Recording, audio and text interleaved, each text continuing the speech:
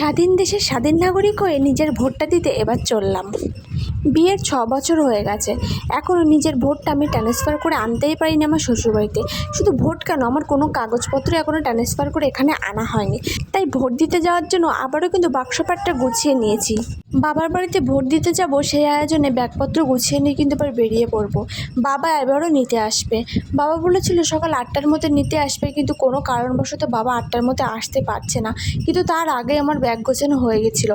তার মধ্যে রান্না করতে করতে হঠাৎ দেখি গ্যাস ফুরিয়ে গেছে। কিছুদিন আগে গ্যাসের যা দুর্যোগ হয়েছিল, সেই অবস্থায় আজকে আমাদের বাড়িতে 3টে সিলিন্ডার আছে, কেননা আগের পুরনো সিলিন্ডারও ছিল।